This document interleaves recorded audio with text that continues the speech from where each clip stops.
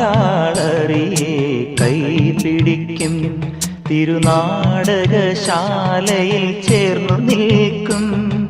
നാലാളറിയെ കൈപിടിക്കും തിരുനാടകശാലയിൽ ചേർന്നു നിൽക്കും.